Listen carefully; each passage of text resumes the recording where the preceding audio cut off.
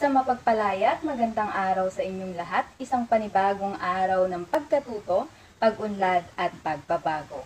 Ang inyong lingkod, Binibining Charlene Navarro, kaibigang guro sa asignaturang Filipino.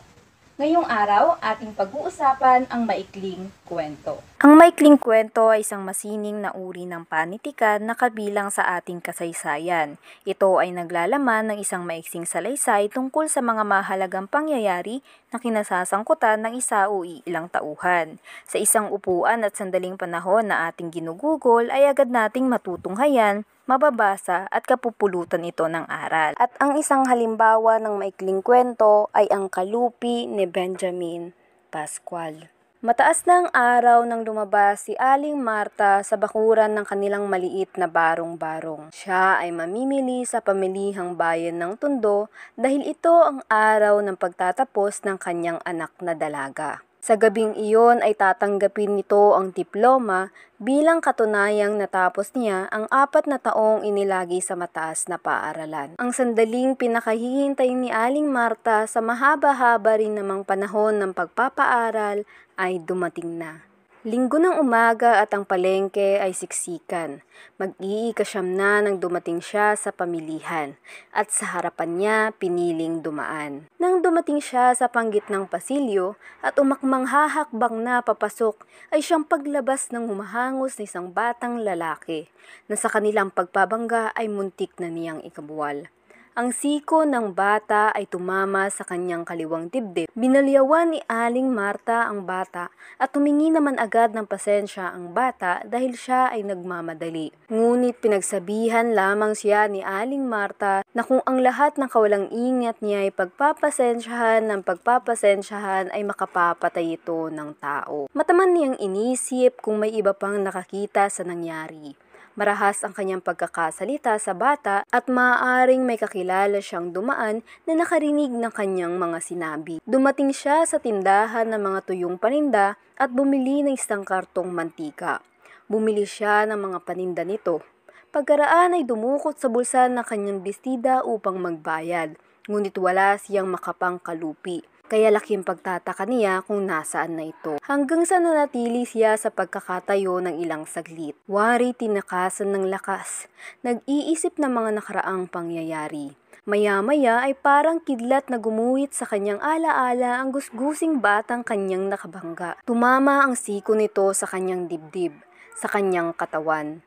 Dali-dali siyang tumalikod at patakbong lumabas. Hindi pa marahil iyon nakalalayo.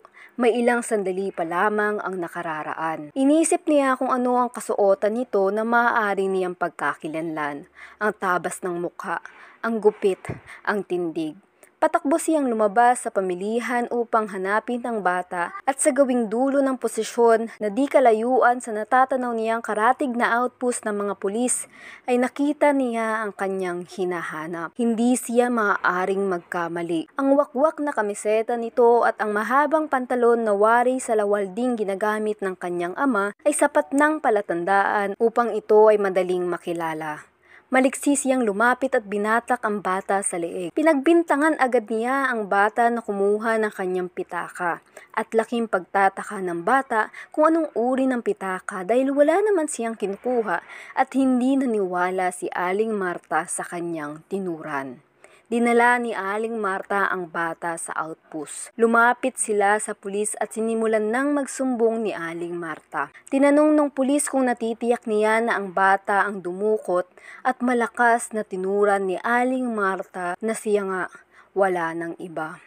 Tinanong ng mga pulis ang pangalan ng bata hanggang sa kinapkapan ang batang si Andres Reyes ng pulis. Siya ay nanginginig at sinabing wala siyang ninakaw. Dahil sa takot na makulong, tumakbo ito at nabunggo ng rumaragasang sasakyan. At nang makauwi si Aling Marta sa kanilang tahanan, ay laking pagtataka ng kanyang anak at asawa kung saan siya kumuha ng kanyang ipinamili, gayong naiwan niya ang kanyang pitaka sa kanilang tahanan. Biglang natulala si Aling Marta at bumalik sa kasalukuyan. Nanumbalik sa kanyang isip ang larawan ng isang batang duguan at natatakpan ng dyaryo ang buong katawan na kanyang pinagbintangan na kumuha ng kanyang kalupi.